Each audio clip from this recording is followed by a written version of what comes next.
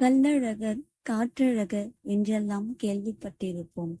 நம்மில் பலரும் அத்தகைய பெருமாள்களை தரிசனம் செய்திருப்போம். இந்நிலையில் அர்த்தஜாம அழகர் என்பவர் யார்? அவர் எங்கே இருக்கிறார்? அவரை வணங்கிட எத்தகைய பலன் கிடைக்கும் என்று தெரிந்து கொள்வோம்.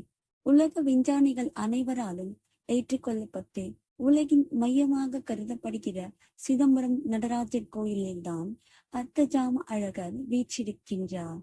சிதம்பரம் நடராஜர் கோயிலில் தினந்தோறும் நடைபெறும் அர்த்தஜாம பூஜை அனைத்து சிவன் கோயில்களிலும் அர்த்தஜாம பூஜை முடிந்த பிறகு இரவு 10 மணிக்கு மேல் தாமதமாக நடைபெறும். இந்த பூஜையை காண்பதால் அனைத்து சிவன் கோயில்களிலும் அர்த்தஜாம பூஜை கண்ட பலன் கிடைக்கும். பொதுவாக அர்த்தஜாம பூஜை முடிந்ததும் பைரவமூர்த்திக்கு வழிபாடு நடத்தப்படுவது வழக்கம். ஆனால் சிதம்பரத்தில் மட்டும் பைரவ வழிபாட்டிற்கு பிறகு அர்த்தஜாம அழகர் வணங்கப்படுகிறார்.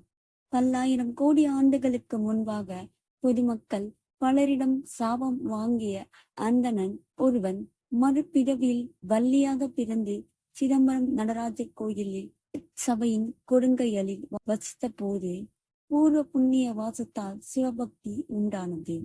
நடராஜரின் அருள் கிடைத்து சிவகணமாகி இரவில் கோயிலை காக்கும் வேலை கிடைத்தது. அவரே அர்த்தஜாம அழகர் என்று அழைக்கப்படுகிறார். சிற்சபையின் ஈசான பாகத்தில் தேவசபையின் மேற்கு சுவரில் அமைந்துள்ள மாடத்தில் சிற்சபையை நோக்கியவாறு அர்த்தஜாம அழகர் காட்சி தருகிறார். தினந்தோறும் பல்லியறை பூஜை, பைரவ பூஜையை தொடர்ந்து அர்த்தஜாம அழகருக்கு தாம்பூல வழிபாடு நடைபெறும். அர்த்தஜாம அழகரை வழிபட வறுமைகள், கடன் தொல்லைகள் நீங்கி செல்வங்கள் சேர்ந்திடும். மேலும் அவ்வாறு கிடைத்த செல்வங்கள் நிலைத்து நிற்கும் என்பது நம்பிக்கை.